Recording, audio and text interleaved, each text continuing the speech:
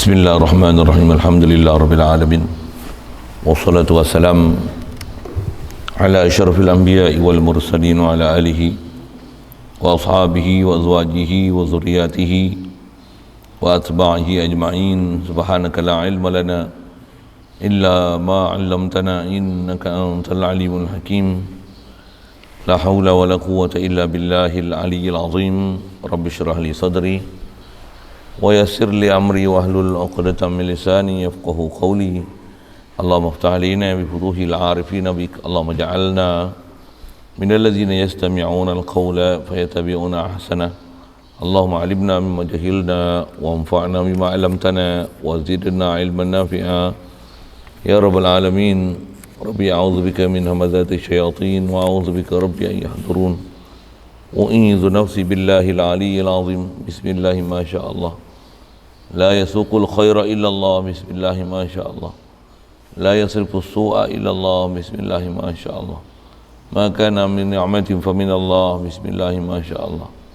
La haula wa la quwwata illa billah. Wa ba'du. Qala Syekh Musannif rahimahullah ta'ala wa nafa'ana bihi wa bi ulumihi fid dharain. Amin.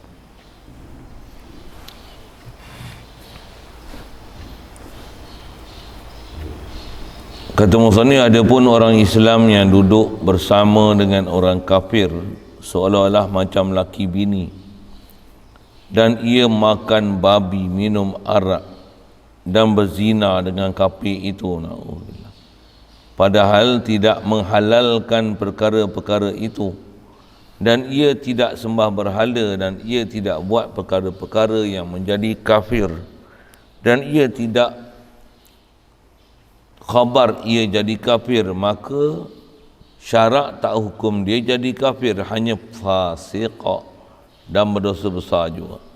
Maka manakala ia mati, wajib kita tajhizkan mayat dia. Jika kuasa, ini seperti barang yang berlaku di Kuala Sanglang, menghukumkan seperti yang tersebut oleh Qadi Kedah. Syukur kita Allah Subhanahu Wa Taala limpah kurnia dia, belas ihsan dia, pemberian daripada dia semata. Masih ada kita atas muka bumi ni, dia yang beri, alhamdulillah. Dapat kita nikmat Islam sejak lahir lagi. Dengan dilahirkan kita daripada mak ayah kita yang Islam, kita pun jadi Islam, alhamdulillah. Syukur kita banyak-banyak jadi umat Nabi Muhammad sallallahu alaihi wasallam, alhamdulillah. Diberi pula kita kebolehan untuk taat, jauhkan daripada maksiat, alhamdulillah. Syukur diberi kita minat terus nak belajar, alhamdulillah. Syukur diterangkan hati sanubari kita, dihidupkan hati kita untuk zikir ke dia. Selawat atas Nabi baginda Muhammad sallallahu alaihi wasallam, alhamdulillah. Syukur diberi kesihatan, kelapangan masa pagi ni dapat kita berjemaah subuh, dan insya-Allah nak menyambung bacaan daripada kitab atau risalah membicarakan bab riddah ni, na'udzubillah. Yang terdekat kita bicara antara perkara jadi kufur adalah redha dengan kufur. Kaedah yang disebut oleh para ulama kita, ar-ridha bil kufri kufrun. Redha dengan kufur adalah kufur. Sekalipun kita tak buat benda kufur, tapi redha dengan kufur, suka dengan benda kekufuran, memberi keizinan benda kufur, memberi sumbangan dengan benda kufur. Setiap perkara yang istilahnya menyokong, menyumbang, apatah lagi dengan sarih, dengan terang jelas menyebut, membenarkan, mengiyakan, mengiktiraf, memberi keizinan, membesar, mengagungkan benda kufur adalah kufur. Atau umum kaedahnya disebut ar-ridha bil kufri kufrun. Jadi di atas kaedah bab kufur ni, benda besar dia bab i'tiqad. I'tiqad yang salah, khasnya dalam perkara-perkara bab yang boleh kufur, sekalipun tak buat benda kufur, tapi redha dengan kufur adalah kufur.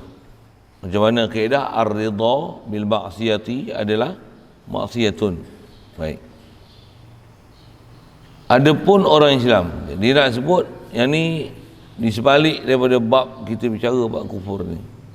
Kadang orang salah faham, orang faham macam ni salah besar. Tapi bab redha dengan kufur orang tak kata salah. Dia nak tunjukkan ada perbezaan antara dua ni. Kena wajib kenal elok-elok, pastikan boleh buat banding beza. Mana yang nama kufur, mana tak kufur. Mana yang dia ni nama dosa saja. Oh, duduk di luar je. Mana yang panggil dosa saja, dia adalah hukum fasik. Jangan nampak fasik salah juga. Jangan kata tak apa fasik saja, tak apa fasik saja, salah je. Pasal mengatakan tak apa, fasik atau fasik, haram ialah haram, berdosa ialah dosa.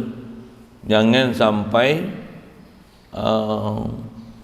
menghalalkan benda-benda yang haram. Halal benda haram satu masalah pula lain. Baik. Jadi atas kita bicara bab kufur ni, orang Islam kata dia yang duduk bersama dengan orang kafir. Ni orang Islam duduk dengan orang kafir, serumah dengan orang kafir. Seolah-olah macam laki bini, tapi tak laki bini. Hiduplah macam orang kafir lah, tapi macam laki bini. Nisbah makan babi, minum arak, dan berzina dengan kafir tu.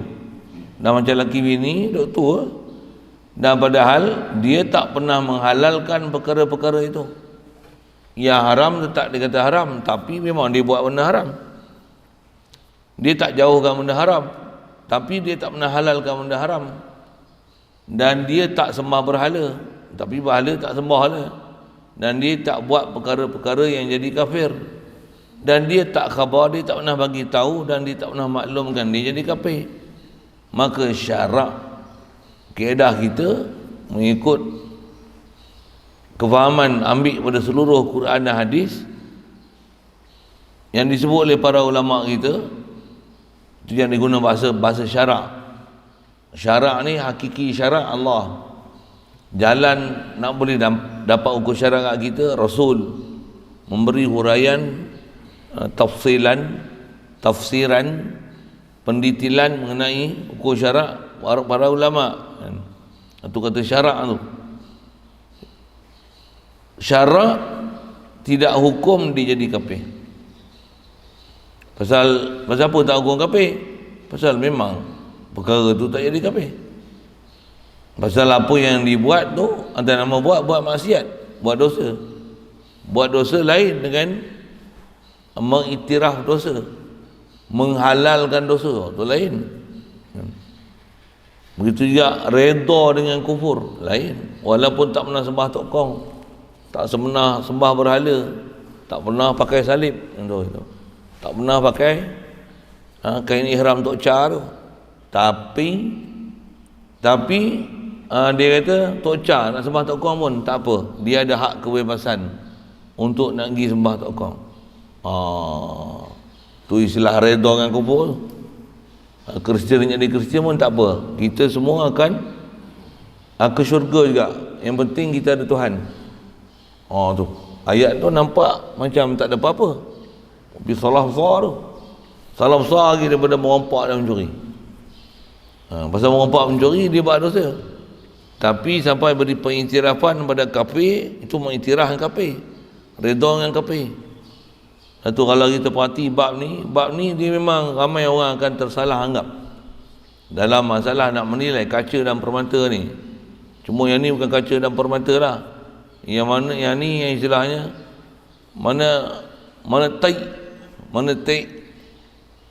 anjing dengan tai babi dengan tai lembu, itu arti beza. Bopi pasal tai tu, pasal benda tu salah, dosa. Nak tunjukkan moral lazah lagi berat tu, tai babi, tai anjing, tai lembu, sikit dengan bahasa gitulah. Ada orang tak boleh beza ni. Jadi kita nak belajar ni supaya boleh kenal, kita hindarkan sama sekali. Maksiat pun kena hindar. Allahumma salli alaihi wasallam. Benda boleh jadi kufur paling besar kena hindar.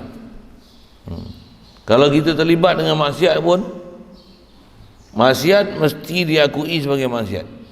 Hatta kalau sebut dalam kitab fiqh kita, kalau ada satu orang dia duduk semeja, duduk dalam bar minum arak, Nisbah dia minum arak tu hal. Kalau ada kawan dia minum arak, macam mana? Dia tak boleh redha minum arak tu. Dia minum arak pun dia tak boleh redha. Nisbah dia punya iman kena ada macam mana? Oi, kau minum arak haram tak? Dosa besar minum arak tu. Yang kau pun minum arak, kawan tu balai, kawan pun barat juga nak kena tegur tu. Kau pun minum arak. Aku memanglah minum arak. Aku tahulah berdosa. Tapi kalau boleh kau jangan minum. Aku dah terlajak, aku tak boleh berhenti. Tapi kau jangan minum arak berdosa. Aku minum memang aku berdosa. Nak kata apa? Walaupun dia duduk minum, dia kena mengaku benda tu dosa.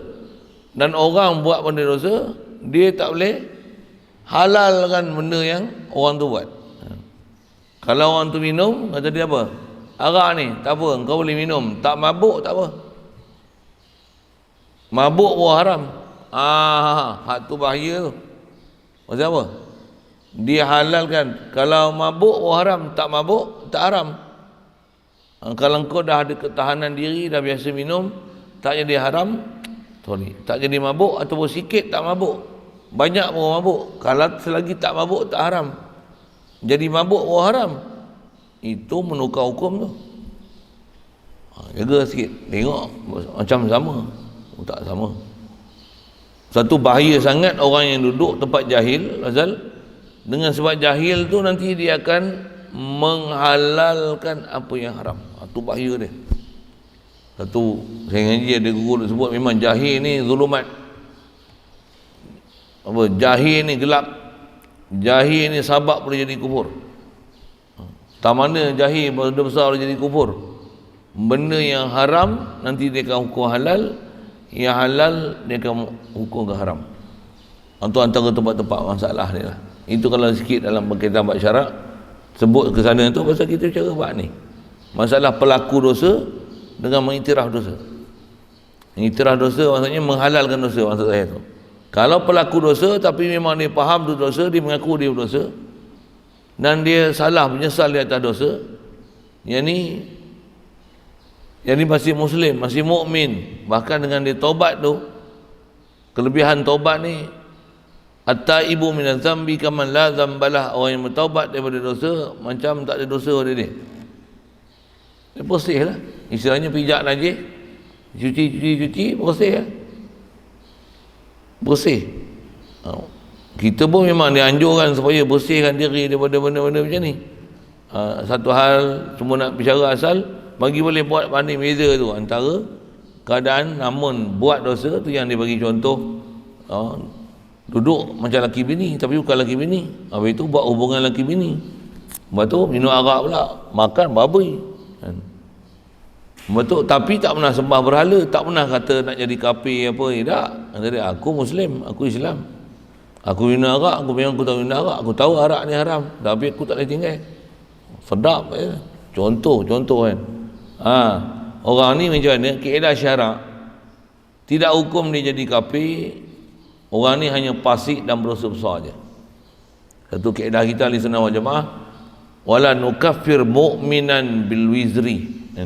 Kita tak hukumkan orang wala nukaffir mu'minan bil wizri. Kita tak hukum kafir orang yang beriman dengan sebab semata-mata buat dosa. Buat dosa belum tercabut iman. Bukan lesen nak bagi suruh buat dosa. Dengar elok ayat tu. Jangan salah faham lah. Jangan kadang orang salah faham. Kita kata buat dosa belum cabut iman, kata dia ustaz ni menghalalkan buat dosa. Aku tampar je tu. Dengar elok cakap tu kan.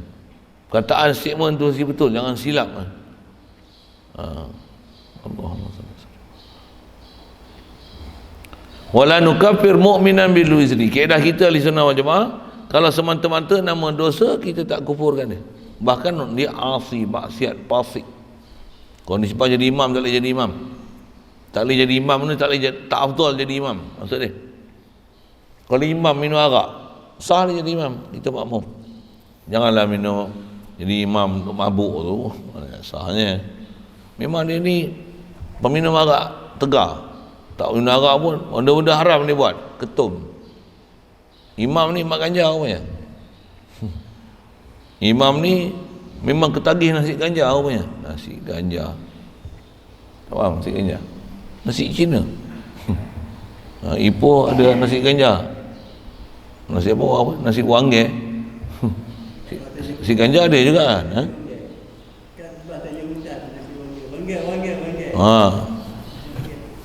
Nasi wangi tu. Mengapa? Kelin tak? Kedai Cina. Macam-macam hal lah. Ya Allah. Baik. Jadi asal tersebut, kita tak menghukum kafir kalau orang yang hanya perlakuan dia adalah benda-benda dosa. Sekalipun dosa tu dosa besar. Dengan buat dosa walaupun dosa besar, masih tak hukum dengan orang tu kafir, bahkan dia hukum fasik berdosa. Ke imam tu sikit tadi. Kalau orang kaki buat dosa besar ataupun dia ni mengekalkan dosa kecil, apa dia? Contoh, dosa tu kecil lah tapi memang perangai dia tu, ni pun fasik juga. Tak betul jadi imam. Nisbah dia jadi imam, cari imam lain lah, dosa berimam dengan dia. Kalau dia makruh ikut dia dalam keadaan berjemaah. Contoh, tok imam ni, tapi bila dia basuh kereta pakai seluar pendek, pakai boxer je, nampak perlu lutut. Baju tak pakai lah tu. Contoh kan. Macam ni macam mana? Oh tak afdal jadi imam. Oh tu jadi kafir tak? Ada lah jadi kafir. Kan? Nak sebut kata benda-benda macam tu lah. Maka manakala dia mati, kalau anda kata dia mati, sekalipun mati tu mati minum arak. Mati tu mati buat dosa lah bahasanya. Wajib kita tajhiz tu istilah, wajib kita selenggarakan mayat dia. Jika kuasa maksudnya kalau selagi kita boleh ambil dia untuk kita selesaikan dia sebagai jenazah orang Islam, wajib buat. Maksudnya kalau ada berebut dengan orang kafir ke status macam-macam hal lah kan, kalau kita tak ada kuasa nak ambil dia disebabkan dia ada geng dia, dengan sebab tu orang kafir dah anggap dia kafir, tapi kalau ikut keadaan kita masih tak kafir, masih Islam, kita pun tak pernah dengar perkataan kafir dia. Kalau memang kita boleh ambil dia balik ke kawasan kita, tuntut pula dengan mahkamah ke polis ke, kata dia ni orang Islam, wajib atas kita ambil mayat tu, selesaikan dia, tajhizkan mayat dia mengikut penyelenggaraan Islam. Doa untuk dia, Allahumma firlahu warhamhu wa akrim nuzulahu wa wasi' madkhadahu. Doa untuk dia, talqin dia. Datang lagi dua orang malaikat bila kami balik pada tanah perkuburan ni, dia akan dudukkan kau, bangunkan kau, bagi nyawa untuk kau boleh jawab soalan. Dua malaikat nama dia Munkar dan Nakir. Kau jangan takut, pasal mereka berdua makhluk Allah, engkau pun makhluk Allah juga, sama dari segi makhluk. Ajar talqin dia, talqin banyak. Ajar dia cara nak jawab. Dia boleh jawab tak jawab satu hal, tapi kalau memang nisbah buat dosa, dia perasan dia dosa, memang dia buat dosa, dia pun dia sorok-sorok pada orang buat dosa, dia telah istilahnya berbangga diri dengan dosa, bermegah dengan dosa, dia tak mempamerkan dosa, terang-terang buat dosa. Itu lain tu, lain tahap tu. Orang yang ada iman buat dosa ni selalunya dia akan buat dosa nyorok-nyorok. Dia tahu malu kat manusia, dia tahu dia dosa. Adapun orang yang bermegah-megah buat dosa, buat apa lagi yang sebut bahasanya, buat bermegah-megah buat dosa, berbangga dengan buat dosa, tu lain tu, tu lain. Yang tu silap jatuh kufur, pasal dia megah dengan dosa. Kalau hanya buat dosa pun sorok-sorok pada orang, tapi mati dalam keadaan buat berdosa, masih beriman. Dan hukum macam ni seperti barang yang berlaku, kata dia, di Kuala Sanglang pernah berlaku kat tempat dia. Ada orang ni memang pasti buat macam lelaki bini, dia bagi contoh tu pun memang pernah berlaku kat tempat dia. Sanglang ni, apa benda ni Sanglang ni? Sanglang bukanlah, Sanglang ni nama satu tempat. Mana? Perlis Sanglang. Sanglang Perlis. Mengapa disebut kat Perlis ni? Dia duduk Kodiang dengan Sanglang ni sepadan je. Dia macam Banggul Batu dengan Banggul Belimbing. Tak faham? Macam tu lah. Saya pun tak tahu jarak kilometer tapi lebih kurang gitu lah. Dia satu kampung, sekampung, semua sebelah. Dia sepadan negeri. Macam saya Pegelah Hulu dengan Baling. Baling, saya kalau duduk Pegelah Hulu lah. Pegelah Hulu, Baling. Kenapa? Ni Kedah, ni Perak. Macam Pegelah Hulu dengan Betong. Ni Siam. Walaupun Siam sebelah je. 10 minit sampai. Tak sampai 10 minit Pondok tu naik motor lepas sepadan siap 5 kilometer je. Kita nak pergi Ipoh pun jauh lagi. Tapi negeri lain dan pakai pasport. Saya nak cerita apa? Berlaku kat Sanglang, maksudnya kawasan negeri, temu negeri lain lah. Kok dia Kedah, Sanglang boleh menghukum dengan seperti tersebut oleh Qadi Kedah. Qadi Kedah kata dia kena selesaikan cara Islam. Apa dia saya tak tahulah, saya tak mengaji khas dengan dia. Dari sudut mengaji itu tak tahu, saya cerita-cerita satu hal macam mana pun nak ambil prinsip. Kaedah kita selagi atas nama buat dosa besar, dia hanya dosa besar. Kalau benda yang menyebabkan jadi kufur, itu yang kita mengaji bab ni, apa dia? Itu awal-awal pun saya dah sebut. Benda kufur kena kata kufur. Kita bukan hakim, kita bukan mahkamah, kita bukan ulama untuk ukuran kufur, tapi kita kena tahu batas-batas kufur. Jangan benda kufur kata tak kufur. Tu batas ilmu tu. Jangan batas kufur kata tak kufur. Jangan kata maksiat benda tak maksiat, salah besar. Bukanlah kita belajar bab-bab murtad, bab jadi kafir ni kita nak kafirkan orang. Jaga elok ayat tu.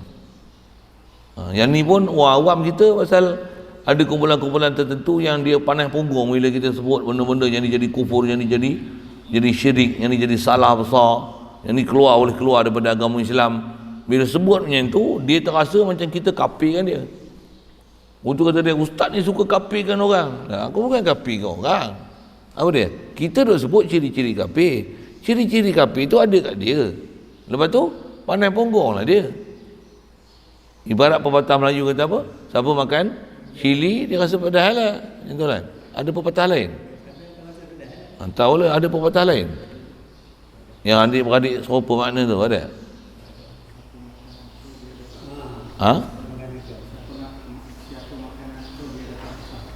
Siapa makan nangka dia dapat getahnya lah kan. Itu dia sebab akibat. Tu makan nangka dapat getahnya itu akibat kan. Kau makan babi tu mati hati. Tu siapa makan nangka dapat getahnya. Dan kau duduk sebilik dengan bukan mahram, orang kata kau berzina lah, siapa dah makan nangka dapatlah getahnya. Nampak tu. Itu makan nangka dapat getahnya. Ini kita tak kata pun dia Wahabi, dia tak terasa dia Wahabi. Dan dia pun dia tak mengaku dia Wahabi. Dia pun dia kata ahli sunnah, tapi dia marah kita nak sebut Wahabi. Apa ustaz ni Wahabi ke orang, label-label ke orang. Aku bukan sebut label, aku nak sebut ciri. Satu Quran pun datang Allah Ta'ala wajar kita prinsip macam ni disebut sifat kan. Orang munafik sifat dia macam ni, orang beriman sifat dia macam ni, orang kafir sifat dia macam ni.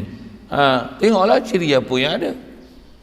Rasulullah pun pernah dikenal, ditanya apa, adakah boleh dikenal ahli syurga ahli neraka?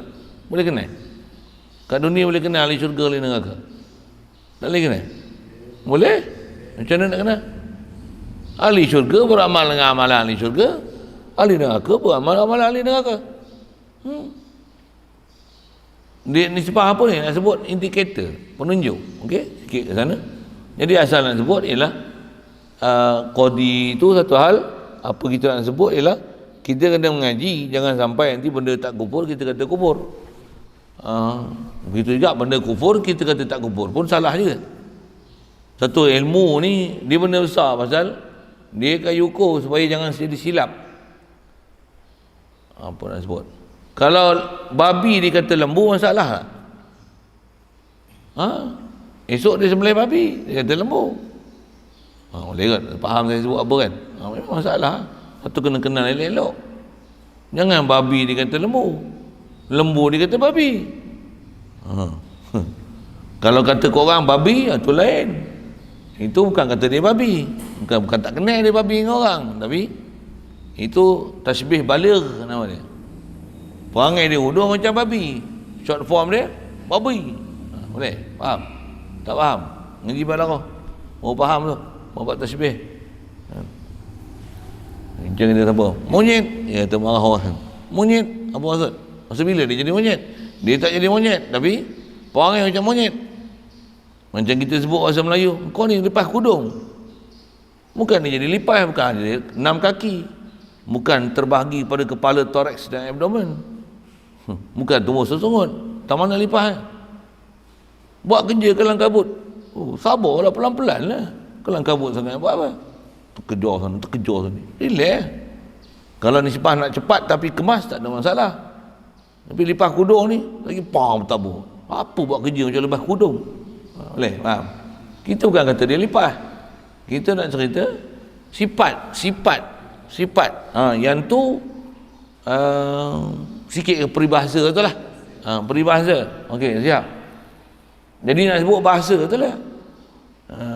Baik, jadi atas kita nak sebut, kita belajar macam ni, kita bukan kapi-kapi ke orang, tapi kita nak kenal yang kapi tu ialah kapi. Kalau orang ni salah, nisbah kita boleh tegur. Nisbah kalau kata kita tahu benda tu tak betul, kita boleh hindarkan diri pada dia. Prinsip kita belajar si faham. Satu, kita belajar bukan kita mengkapi ke orang. Ada ulama-ulama kita yang masyhur-masyhur pun keliling kita, ada yang dah meninggal dah pun, kadang berlaku kat dia macam tu lah. Dia memang tegas kan? Bab akidah ni dia sebut macam ni. Dah orang label dia suka mengkapi ke orang. Dia bukan kapi ke orang. Dia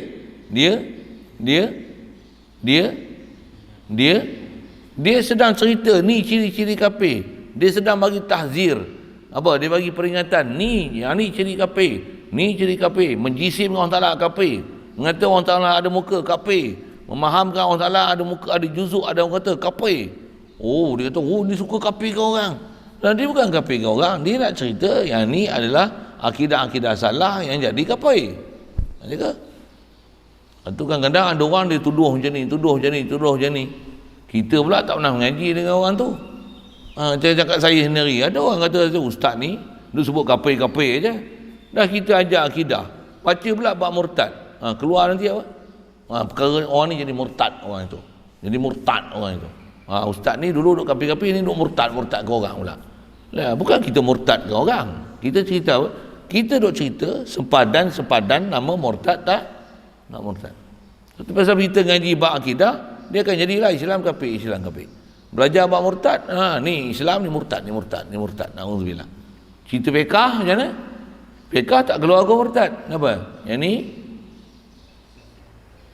sah, yang ni tak sah, yang ni batal, yang ni haram, ni berdosa, ni makruh, ni khilaf aula. Dia keluar bahasa macam tu lah. Boleh? Faham saya sebut apa kan? Kalau ajar matematik nanti keluar bahasa apa? Ni tepat, ni ralat. Dia akan keluar bahasa macam tu lah ajar matematik. Kalau ajar fiqh macam tu. Kalau ajar tasawuf lain. Kan saya sebut dengan bahasa-bahasa macam tu kan. Ni sama kan. Dah belajar bab murtad. Ni bab ridah. Nanti kapui murtad.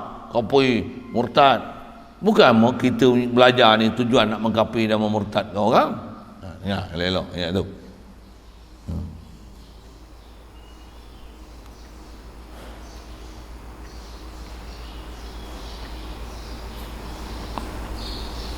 Baik.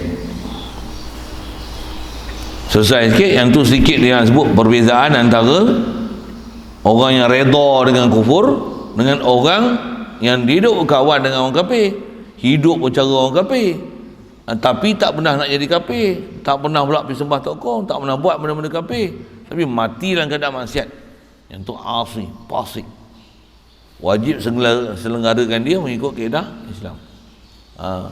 Yang kita sebut semalam apa dia? Yang dia redha dengan kafir, ataupun buat benda-benda yang menyebabkannya di kafir dengan apa-apa yang dah belajar, akan datang pun jumpa banyak lagi ni. Dia nak senadai kat kita.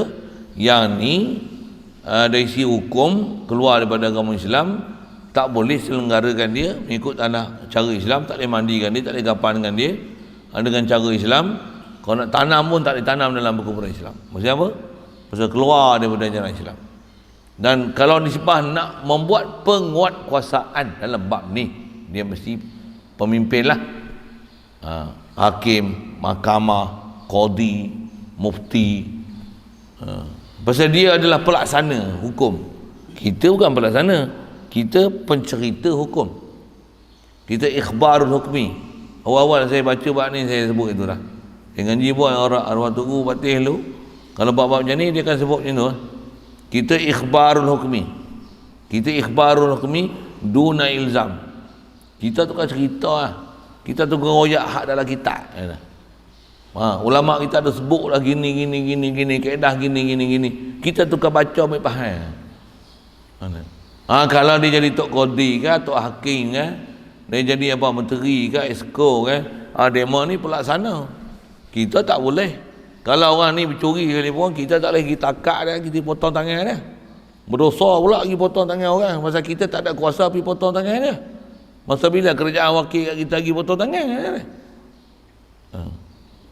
Walaupun kita tahu dia salah, kita yang nampak kita saksi, kita hakim ambil pergi potong, gerak tangan dia. Kau boleh. Yang tu tuntutan dibuat oleh pihak berkuasa, kita bukan pihak berkuasa. Tapi tak boleh redha dengan maksiat dan dosa. Salah tetap kata salah, tapi kita tak boleh melaksanakan hukum. Orang yang ada kuasa melaksanakan hukum, dia kena laksana. Dan bila dia kena laksana, dia kena buat. Bila dia tak buat, dia tak boleh kata, dia tak boleh redha di atas tak buat satu, dan dia tak boleh menghalalkan apa yang sepatutnya dia kena buat.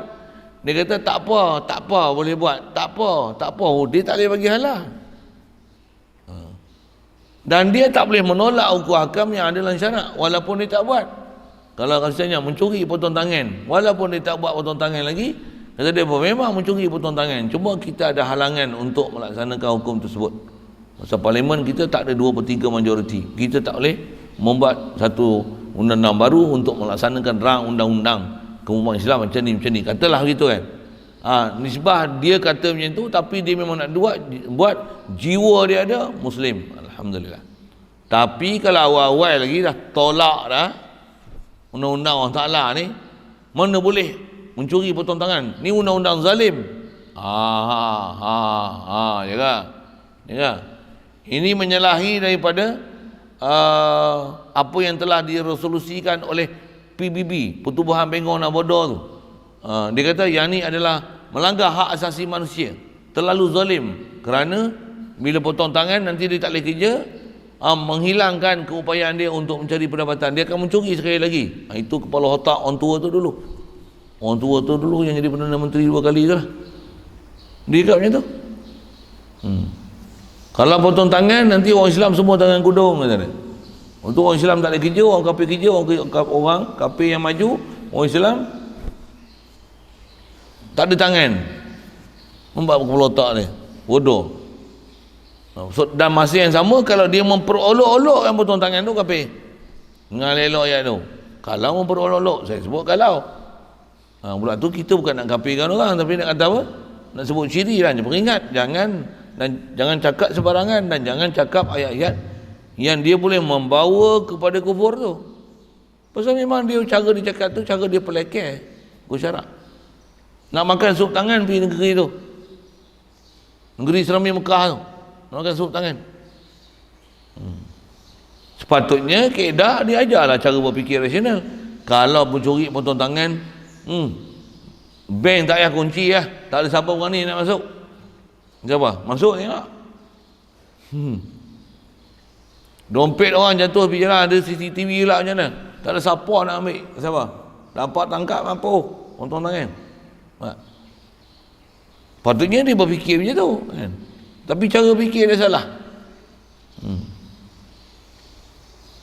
Cara panjang lagi. Contoh misal, orang ambil dadah salah tak? Ambil dadah salah tak? Kena bela ke kena buat satu tindakan supaya dia serik kan? Maksudnya kenakan tindakan undang-undang lah. Cuma tak adalah hukum hudud, tapi ada hukum ta'zir. Yang boleh buat, boleh disebat ke, dirotan ke, didenda ke. Salah Mak Ganjar salah. Salah. Malaysia bela ke tangkap? Bela ke kena denda? Belah, makan peri, minum peri, ada ustaz peri, ada guru mengajar kemahiran hidup peri. Tapi masuk universiti bagus. Tapi kena bayar. Satu bagus masuk ustaz terhenti lagi. Peri. Masuk universiti semua kena bayar. Oh, tu kalau saya syarah lama dah tu. Kan? Yang popok tak suka saya ngajar. Saya ngajar, saya sentuh habis semua. Dia kata, ustaz baca dalam kitab sudah lah. Ikona apa. Saya nak pergi, kita ajar prinsip. Ni prinsip. Faham betul, pergi tak mana tak apa. Pergi tak mana tak apa. Pasal kita ada prinsip nak faham dengan betul. Allah, hadan Allah. Baik.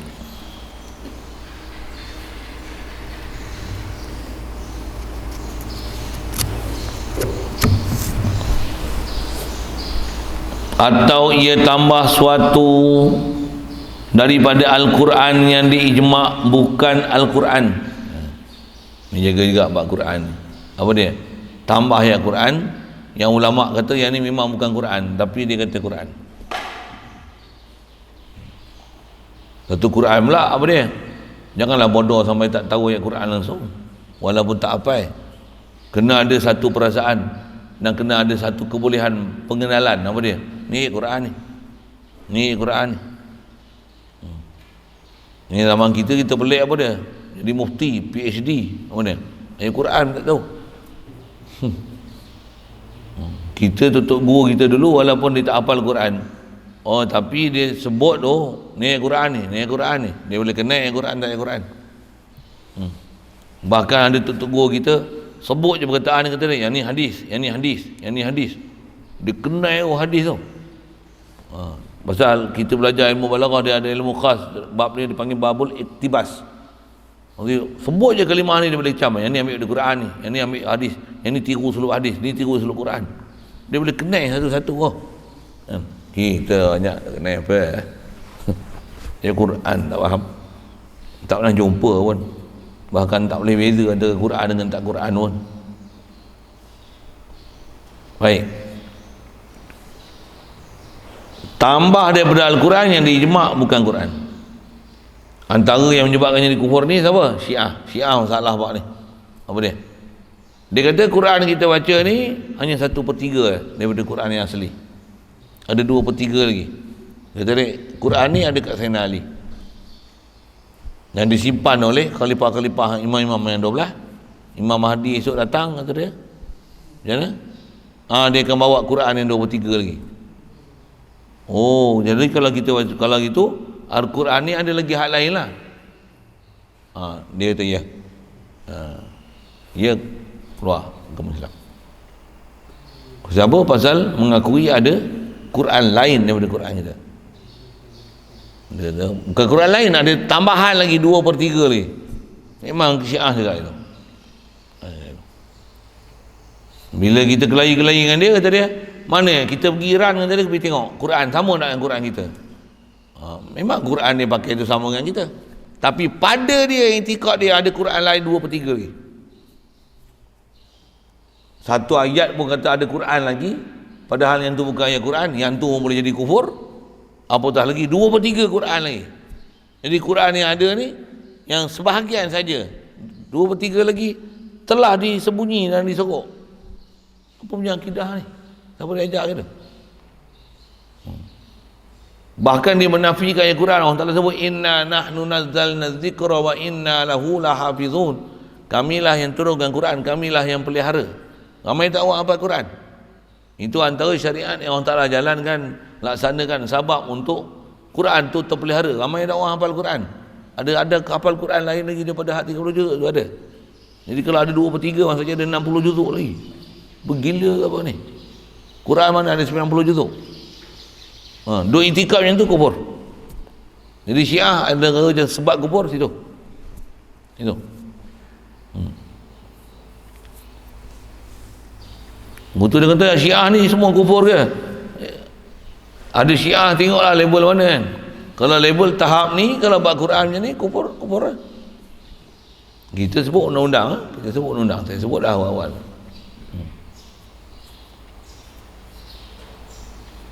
Ataupun kata dia nafikan satu daripada Al-Quran dengan ijma'. Ayat Quran dia yang dinafikan, yang ni bukan Quran. Oh, bahaya tu. Satu Quran kena kedai betul, mana Quran mana bukan Quran. Dan kalau ayat Quran pun satu lagi bab, apa dia? Satu kalau tak erti baik diam, apa dia?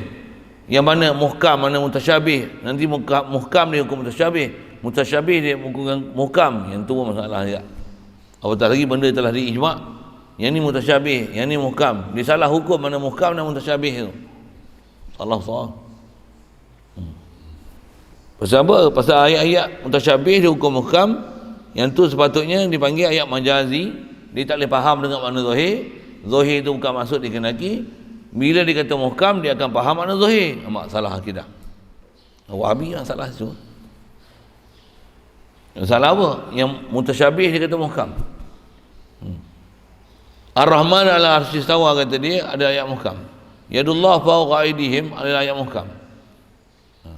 Yang Wahabi kata mutasyabihat ada juga, tapi ada di kalangan mereka yang terlajak sampai dia kata ayat-ayat mutasyabihat itu adalah ayat muhkam. Bahkan siapa tak beriman Allah tak arash, maka jadi kafir. Pula pasal ayat muhkam. Ayat muhkam apa? Lafaz istawa tu pun dah tak muhkam dah.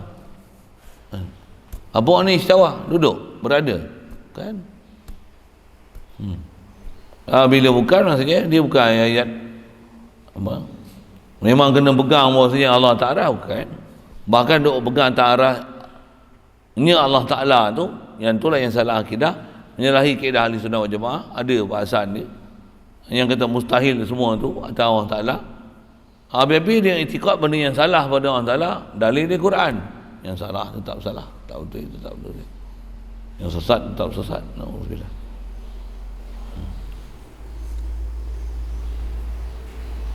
Jadi jangan silap menafikan ayat Quran, jangan silap mengiyakan Quran sedangkan yang tu bukan Quran. Yang tu kalau faham tu, tindakan kita apa ni?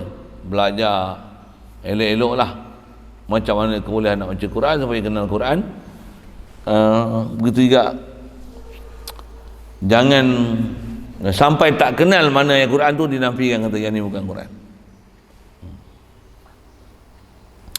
Baik.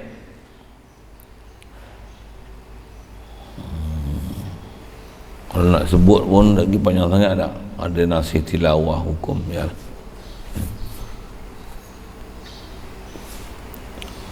Atau ia menghalalkan barang yang haram dengan ijma'. Antara benda murtad lagi apa dia? Menghalalkan benda yang haram. Yang haram tu ijma' ulama semua kata haram. Tiba-tiba ada satu orang ni dia kata halal. Menyalahi ijma' adalah kufur. Sebab kaedah tu. Menyalahi ijma' adalah murtad. Tak kira ijma' tu sama ada dalam bab akidah, ijma' dalam bab fiqh, tasawuf. Benda telah ijma', ingkarkan dia kufur. Lepas tu kita kena duduk tempat mengaji supaya jangan bodoh, tak ada ilmu. Pasal kebolehan untuk kufur tu besar. Orang yang boleh pelihara daripada kufur, syirik, riak, wujud, takabur apa semua ni, mesti orang yang sangat kenal syariat, kenal sungguh perjalanan yang macam mana telah diajar, tunjuk ajar oleh ulama-ulama. Jadi menghalalkan barang yang haram dengan ijma', lagi yang maklum dengan darurah. Dia ijma' pula tu maklum fid din bid darurah. Tu kata yang tu kena hafal. Dia syai' maklum fid din bid darurah.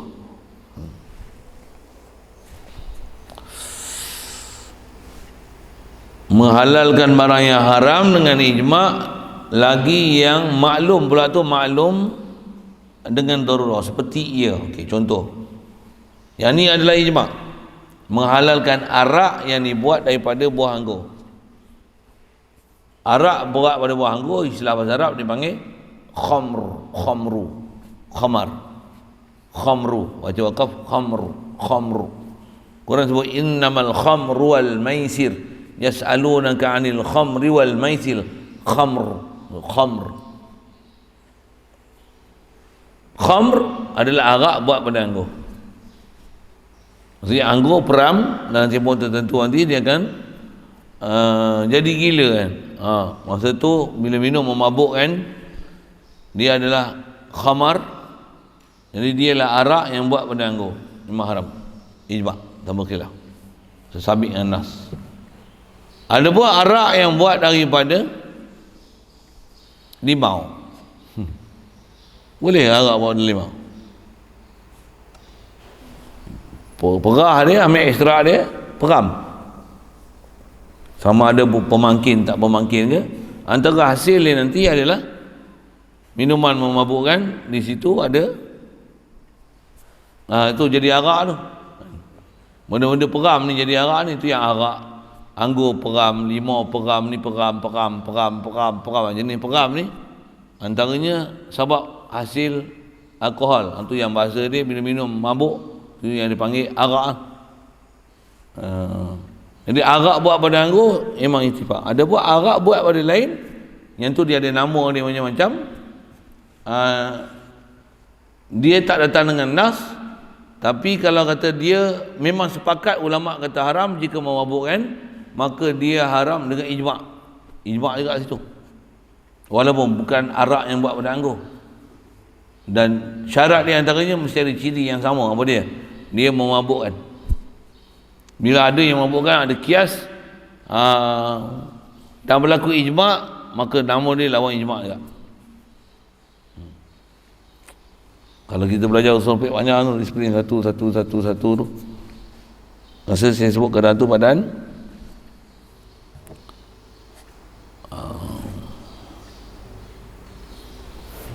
atau ia menghalalkan mencuri hak orang.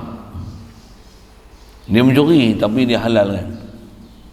Contohlah orang tak ada duit, dia susah, dengan sebab tu dia mencuri. Apa tu? Dia mencuri. Itu orang tanya, kau ambil mana ni? Beli apa nak makanan? Dia kata saya curi. Tak berdosa ke curi? Saya halal mencuri. Dan saya mencuri, kalau dapat ni semua takdir Allah Ta'ala. Ni rezeki saya hari ni. Ni rezeki saya. Sebuah rezeki tak jadi kufur ni. Pasal rezeki ada dua, ada halal ada haram. Tanya dia, rezeki halal ke haram? Kalau dah dapat kat saya, tak kena tangkap, itu maksudnya rezeki tu halal lah kat saya. Kau halalkan benda hasil curi kau, sedangkan dia ialah hasil yang haram. Menghalalkan yang haram adalah kufur. Contoh itu.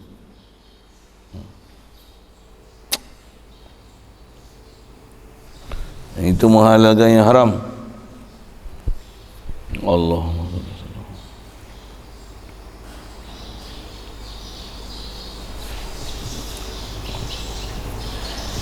mencuri itu. Antara lain disebut menyamun hak orang. Siapa kerja menyamun hak orang ni? Custom. Kasar sikit lah sebut. Mengapa custom? Kerja custom halal ke haram? Custom ni kerja apa? Negeri sepadan tak? Immigration nama kan, selalu duduk sekali ya pejabat-pejabat ni kan. Custom naik SI darjah. Dengar nak sebut hukum ni. Beras masuk dia nampak. Minyak, arak, semua yang mana tak ada, tak setujunya dia untuk benda tu dimasuk, dilantik pegawai khas untuk bertugas itu. Orang kampung ada yang buat beras, ada buat minyak, macam rampas tak? Rampas, penjamun. Kerajaan lantik dengan kerajaan tu penjamun. Dosa besar. Kalau ada orang kata halal, tak apa, pasal yang ni bukan penjamun, ni adalah pihak custom yang telah dilantik kerajaan. Apa-apa badan yang dilantik oleh kerajaan, dia adalah halal. Pasal dia jadi hukum pegawai kerajaan. Siap bagi kau efek lagi, tasarruful imam manutul anal maslahah. Imam ambil cukai ni pasal maslahat. Engkau menghalalkan untuk ambil harta orang dengan cara macam tu, yang ini termasuk dalam aklun nasi bil batil, makan harta manusia dengan benda batil. Salah, besar yang main.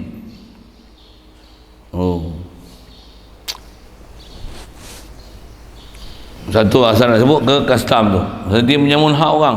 Panjang tu kalau nak cerita. Ada orang ada masalah PMTP. Saya punya pengalaman pernah mengajar, dan memang ada antara yang mengaji tu custom. Saya cerita buah itu, saya ada cerita sekali lalu. Antara pengalaman pernah jumpa tutup guru ni, ada orang pernah pergi ziarah satu orang tutup guru. Asalnya pergi mengaji elok, tu bukan kali pertama jumpa dia. Dia baru pindah kawasan baru. Lepas tu pergi jumpa Tok Guru ni, ada tempat mengaji.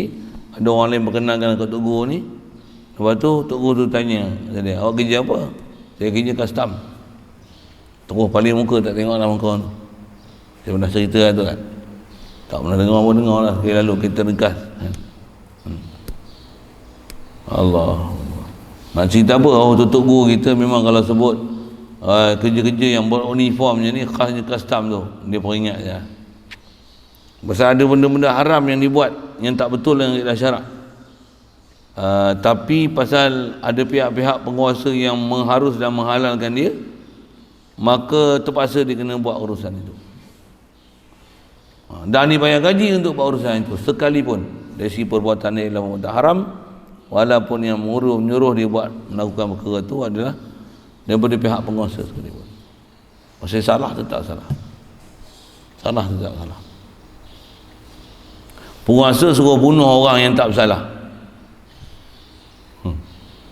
Bersalah tak orang yang disuruh bunuh tu? Bersalah tak? Dia bersalah, dia bunuh tak? Siapa suruh dia bunuh? Penguasa suruh. Penguasa pun salah. Salah sah. Macam hukum dia bunuh juga. Pasal dia yang perintahkan bunuh. Sikit bagi contoh-contoh itu untuk bagi faham prinsip. Menyamun hak orang ataupun merampas hak orang tiada sebenar. Waktu masuk asrama sampai NZ pagi, saya takkan pulang dengan NZ ni. Tambah ambil emma katok. Macam mana? Wajib bayar ganti rugi. Yang salah tu salah guna. Tapi harta orang tetap harta orang. Nak cegah maksiat boleh, tapi itu bukan kaedah mencegah maksiat yang diajak. Saya silap kena bayar ganti rugi. Konon nak buat kewajikan, tak kena gaya, kena bayar ganti rugi yang membebankan. Sekali lalu gitu. Baik, menyamun hak orang ataupun merampas hak orang dengan tiada sebenar. Menghalalkan perbuatan-perbuatan yang haram dan dosa ni, menghalalkan dia. Nescaya jadi kafir ya. Na'udzubillah.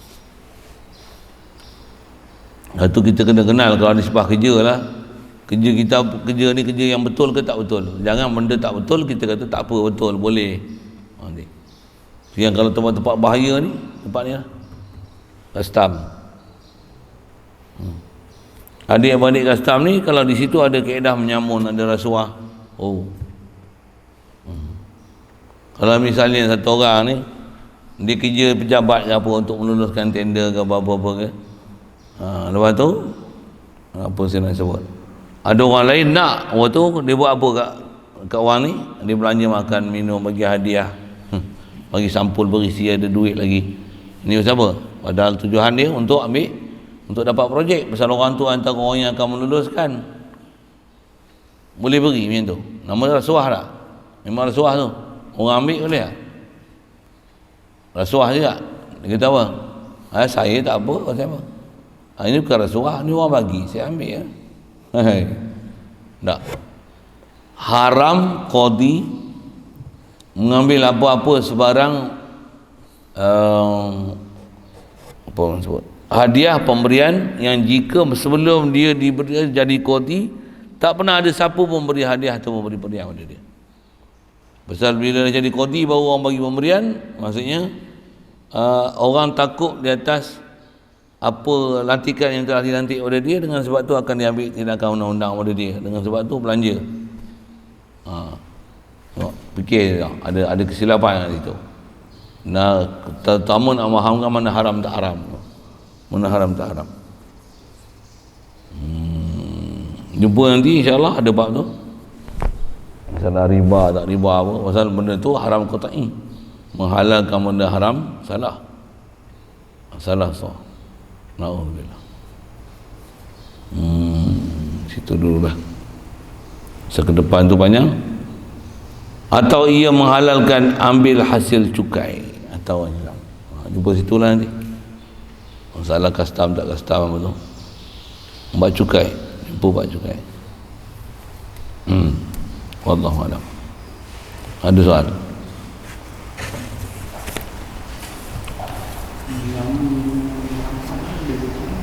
Menyamun dengan rampas. Oh.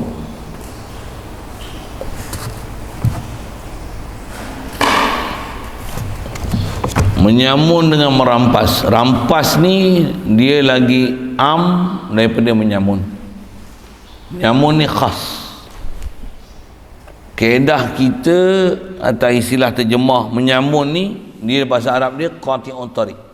Quta'un tariq. Custom ni quta'un tariq. Pasal dia nama menyamun. Macam mana nak tarikh penyamun? Penyamun ni dia ada port. Dia ada tempat dia. Polis pun tak berani. Custom dia ada port dia. Macam mana? Siapa berani? Polis pun tak berani dengan dia. Siapa? Dia kuasa besar lagi. Tak ada siapa boleh ganggu dia. Itu penyamun bertauliah daripada pemerintah. Kalau penyamun biasa ni, dia ada port dia. Polis pun tak berani masuk. Itu saya silap, polis kena bantai lah kalau masuk kawasan tu. Kawasan macam tu kalau ada jenis rampai-rampai orang, tu nama dia penyamun. Penyamun. Apa satu lagi tadi? Merampas. Merampas ni motor orang dia buka kunci. Apa tu? Kita try naik start rampas. Bukan samun. Itu nama merampas hak orang.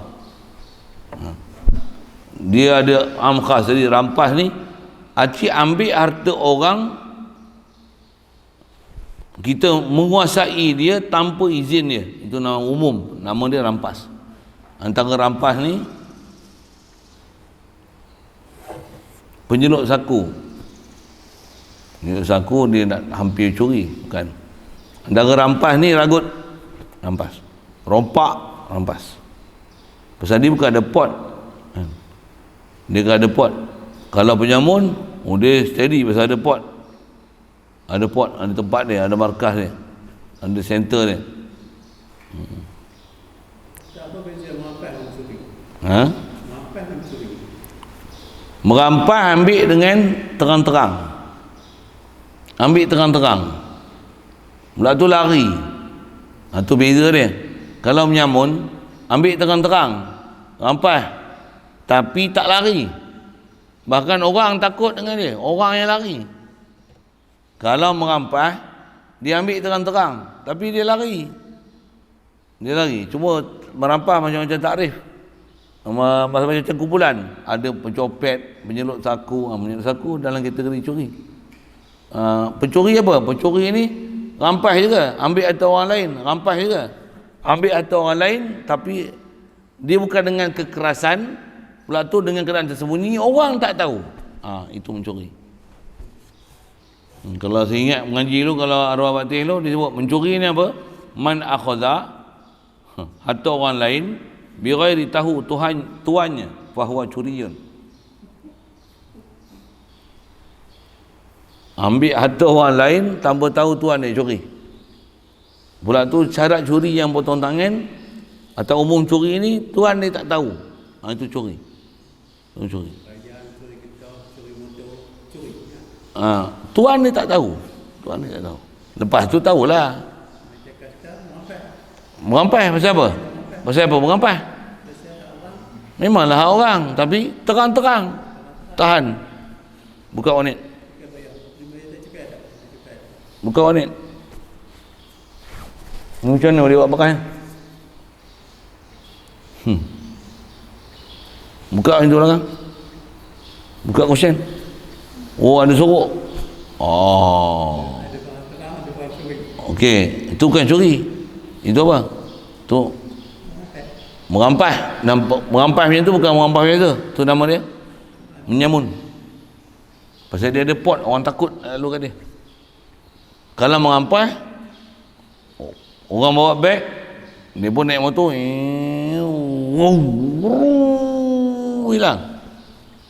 Yang tu ikhtilas, tu salah juga, rampas juga.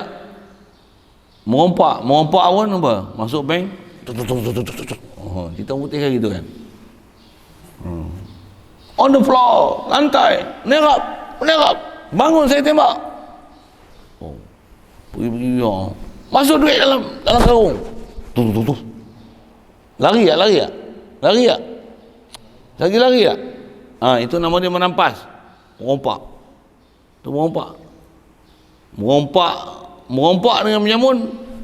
Merompak dengan custom, mana hebat? Mana hebat? Mana salah besar? Tak faham. Tak faham tu, tidur ke apa ni? Ngantuk apa steam apa ni? Merompak. Yalah, sudah tadi mana hebat? Mana salah besar lagi? Menyamun ke merompak? Menyamun. Pasal apa menyamun? Menyamun salah boleh potong tangan kanan, potong kaki kiri. Sabit kesalahan. Kalau ambil buat harta, tak sabit dengan pembunuhan. Orang merompak tak boleh potong tangan kanan, kaki kiri. Pasal apa? Dan tak boleh potong tangan pun. Pasal dia bukan mencuri. Bukan nak bela dia. Dia apa? Tak boleh potong tangan kaki kiri dia, tak boleh. Siapa? Pasal dia lari. Ragut pun tak boleh potong tangan. Pasal ragut bukan mencuri. Ragut bukan mencuri. Yang boleh potong tangan sarik. Yang boleh potong tangan sarik. Panjang tu. Wah, fikah satu. Kalau ngaji bodoh-bodoh, ada orang kata mencuri ni perompak hukum mencuri kena potong tangan. Lain. Tu detail dia. Memang ulama bahas satu. Tu yang ulama ni bila dia kenal satu-satu, tu yang dia berani kata custom tu adalah menyamun. Orang tak faham ni. Bahkan ada menteri-menteri kita yang dia kata apa? Pensyarah pula tu, ada PhD pula tu. Dia kata apa? Dia kata apa? Custom ni oleh kerana dia adalah penjawat awam yang telah dilantik oleh kerajaan, maka halal untuk dia nak ambil dan merampas daripada orang ramai. Pasal pentadbiran imam, dia mesti manutu ala maslahah. Itu dia macam ayat Quran dan hadis tu. Padahal dia nak qawaid untuk ingatkan dobit fiqh je. Tapi dia macam Quran dan hadis sampai jadi panduan untuk buat hukum. Imam kalau buat apa pun macam mana? Dia mesti ada maslahat dia. Pasal apa? Nak jaga kemaslahatan negara, nak jaga ekonomi negara, maka dengan sebab itulah dia buat custom dan excise dia raja. Contoh misalnya, engkau menghalalkan benda haram adalah haram. Menghalalkan benda haram adalah kufur. Ya. Patutnya salah kena kata salah. Sepatutnya macam-macam hal kalau syarah isbah sepatutnya. Tapi kena faham mana yang ni tindakan ni atas nama perbuatan ni dia adalah salah dalam dosa. Ialah salah dalam dosa. Salah dalam dosa. Kalau minta kerja jangan minta kerja custom.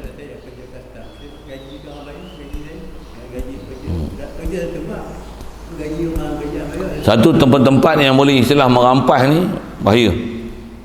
Kerja pejabat tanah, bahagian pokok kuasa boleh merampas. Itu rampas lembu orang kampung, lembu masuk bandar, siap. Alau masuk, utusan pun nak kena bayar. Itu istilah menyamun tu. Pasal dia bukan lari menyamun. Tambah pula jadi hak milik pula.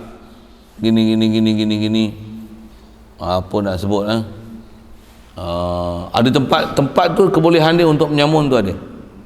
Jadi polis pun ada hak kena menyamun juga. Tambah ada rasuah tu hal menyamun. Panjang tu nak cara.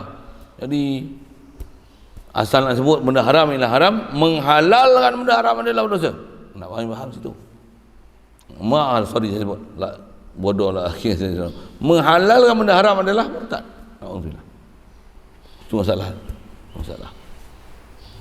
Okay. Kumpul nanti ke depan memang dia akan sebut itulah masalah cukai apa. Bau. Dia akan sebut satu-satu. Asal kita bersebut tadi ialah membezakan antara mencuri, merompak, ragut. Merompak, ragut sama prinsip dari sudut ambil lari. Merompak pun ambil lari. Cuma rompak ni dia dalam skala besar. Angka dia besar. Kalau ragut skala kecil. Macam tu kot bahasa kan. Merompak selalunya senjata orang panggil merompak. Kalau ragut dia pakai senjata. Kalau pau pakai senjata. Ragut bawa lari kan. Pau tak tahan. Orang masuk tandas tengok tak ada orang macam mana? Keluar pada tandas, dia pergi pisau kat belakang. Diam. Bagi dompet. Itu pau. Saya dulu kecil-kecil biasa kena pau. Pergi sekolah kan. Ada orang pau. Tapi silap pau saya. Apa? Dia tak tahu saya apa saya. Sedap itu. Pau bagi siku sekali, bawa dia tahu. Mengelepau. Macam mana?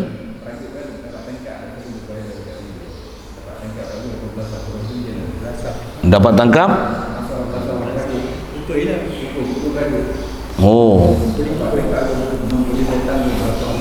Balon dulu kan. Salah ke? Pasal kita orang salah memang salah. Tapi kita tidak ada kuasa untuk mengambil tindakan kepada pesalah. Pasal kita bukan pihak berkuasa.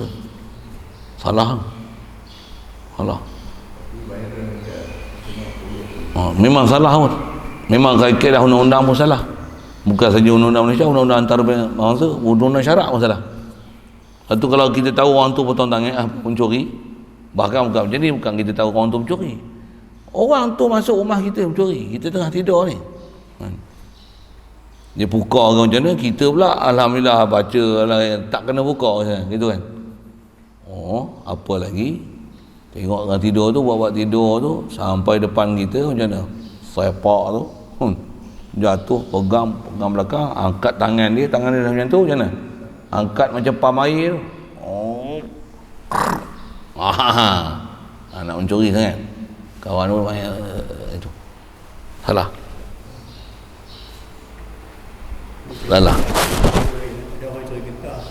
Nak sebut dah kata pergi pukul balon, patahkan tangan dia pun salah. Melainkan bila dia masuk, dia nak lari, dia bawa pisau nak mempertahankan diri. Macam tu. Terpaksa menghadap dia. Elak kita pun reti sikit contoh kan. Tu lagi. Patah. Cedera ke kerana mempertahankan diri. Kalau tak kita cedera. Kita elak. Itu mempertahankan diri dah buat lain. Tapi kalau kita dapat dia macam mana? Tu pegang tangan dia, orang pegang. Aku nak tarik tangan dia ni. Okey, bawa pergi polis. Mencuri. Potong tangan. Siapa? Aku bagi hudud terus kat dia. Tak boleh. Salah memang salah. Bahkan takut-takut macam mana? Dia memang salah masuk rumah orang. Kita potong tangan tu salah besar lagi. Dia. Tambah pula dia mencuri kadar yang tak sepatutnya boleh potong tangan. Kita pergi potong tangan dia. Orang kita tak tahu penelitian hukum tu. Tambah pula dia mencuri, memang mencuri. Tapi dia mencuri benda-benda yang tak dalam simpanan. Mencuri dalam benda dan dalam simpanan tak kena potong tangan. Walaupun nama dia mencuri. Dompet kita tinggal atas meja. Tu dia masuk rumah kita, dia ambil dompet tu. Tak kena potong tangan. Pasal dompet bukan simpan atas meja. Dompet kena simpan almari, berkunci. Dompet duit lah maksud saya ni. Panjang tu, sebut satu, panjang tu, ekah tu.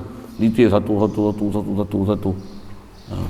Mahkamah pun kalau nak bicara sulit, ni mana jatuh potong tangan tak potong tangan, bukan senang nak potong tangan orang. Tapi di atas kita pukul, di atas orang yang buat salah di atas kita pukul, pasal kita bukan pihak penguasa untuk pukul orang. Tambah pula kita tangkap buat pergi balai macam mana? Lepas ikat jamin apa-apa, masuk mahkamah pun siapa saksi, tak ada saksi gini-gini, saksi pula meragukan. Bila tanya macam ni, dia masuk ke mana, tak boleh sebut, bertentangan maklumat pula, saksi satu, saksi dua, macam mana? Dengan ini tak disabitkan kesalahan kerana pertuduhan bukti yang sama-sama ada ragu-ragu, maka tak sabit kesalahan. Dengan ini mahkamah membebaskan sipulan-sipulan ni daripada tuduhan mencuri. Bersurai hari ini. Macam barang nak kita. Barang sekali pun. Tak boleh kita ni daripada mahkamah buat keputusan, baik aku bagi balon dulu puas-puas hati untuk bagi polis. Lembek dulu bagi. Pukul sampai lembek tu salah. Satu kaedah kita, dia ada peraturan mahkamah. Peraturan tak bila panjang tu kalau sebut tu, kita bukan nak bela penjenayah apa.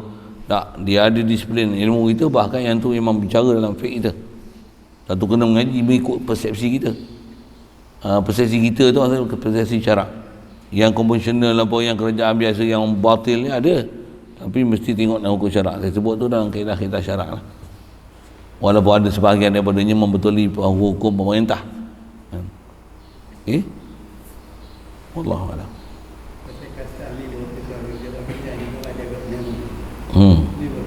Baru tahu. Ngaji lama sikit. Lagi banyak benda tahu ni. Memanglah. Yang kena ngaji banyak tu baru tahu kan. Dan orang-orang memang kalau insaf macam mana? Dah insaf macam mana? Insaf berhenti ya. Ujung-ujung dah saya nak berhenti Ustaz. Gaji saya 10,000. Ini pasal dah gaji 1 juta kali pun. Benda yang salah tu tak salah. Dia orang dulu tak cerita pun kat saya benda ni haram. Kalau haram kenapa kerajaan buat? Tak semestinya apa kerajaan buat semua halal. Tu yang dengar elok. Baca cukai tu ni memang dia sebut cukai. Tu baru cukai custom, cukai lain, tax, cukai pintu, cukai jalan, nak meniaga, cukai tanah, nak meniaga kena bayar bayaran macam ni, cukai dapat lesen, cukai ni, cukai memandu, cukai ni, orang jajan cukai, nanti jumpa cukai, buat cukai. Tu lain, tu yang kena faham fiqah tu. Tu kena faham masalah apa hukum pengurusan apa lain, ada kaedah kita tu yang kena faqih, tafaqahu qabla an tusawwadu. Ngaji bagi faqih dulu baru nak jadi pemimpin. Kalau tak jahanam esok. Duk rasa buat macam benda betul, rupanya rosak. Duk rasa macam hukum syarak tak pernah pergi belajar. Wallahu a'lam. Bismillahirrahmanirrahim. Allahumma nawwir qulubana bi nuri hidayatika kama nawwartal arda wa nur syamsika wa madad rahmatika ya arhamar rahimin warzuqna fahaman nabiyyin wa hifdzal mursalin wa ilhamal malaikatil muqarrabin wa sallim tasliman ala jamil anbiya'i wal mursalin.